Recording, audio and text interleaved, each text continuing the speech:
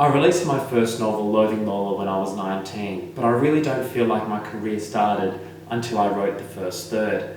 I was doing a lot of touring at the time and I was beginning to feel a little homesick, so at the beginning of every presentation, I just shared an anecdote about my family.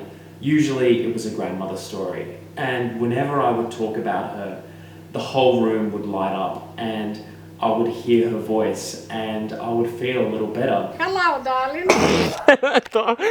There was this one time in Brisbane, I was running a creative writing workshop with 200 girls, and just as I had done before, I opened with a grandmother anecdote. Everyone laughed and I thought, right, okay, I went to start the workshop, but then a girl raised her hand and was like, hey, can we hear another story about your grandmother? And I turned to the teacher and she was like, yeah, tell us another story.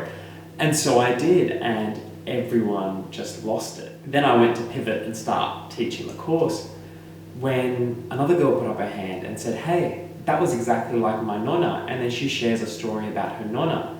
And then when she finished, another girl puts up her hand and goes, oh, that's just like my Vietnamese grandfather.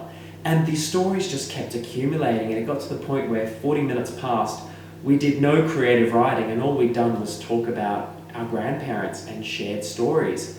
And as they were filing out of the room, I sat back and I thought, wow, whatever just happened in this room, I need to bottle it and turn it into a book. And that became the first third. It's about growing up in a small but potent Greek family, hinging on the premise, what if my larger-than-life grandmother gave me her bucket list to complete when I was in year 12? Όταν ήσουν παιδί, έπαιρνες όλους τους στυλούς και ζωγράφιζες. Δεν έκανες περισσότερο τίποτα άλλο από αυτό. Μόνο τα μπούκα και τα πένσολ είχες στα χέρια σου. Βασίλη, μην κάνεις γραμμές, μην κάνεις γραμμές, μην κάνεις εκείνο, μην κάνεις τ' άλλο. Ο Βασίλης εκεί με το στυλό και όλα αυτά. For me, one of the most enjoyable parts of writing the first third was teasing out Bill's friendship with Sticks. So I knew that I really wanted to write about male friendship in my next book. That's when the idea for the Sidekicks came to me. I had this premise where there were 4 guys, but they weren't 4 best friends. There were 3 guys with the same best friend. You know, and those 3 guys were radically different. You have the sportsman, the rebel, and the nerd.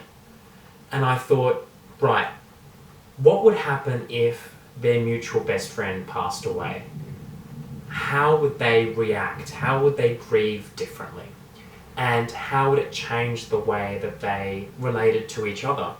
So I decided to write it from 3 different perspectives.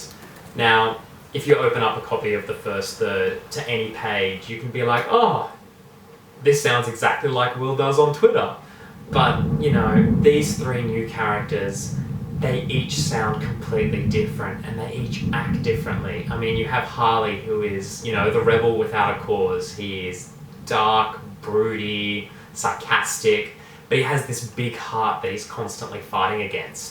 You have Ryan, who is athletic but also anxious, and it's constantly tearing him apart.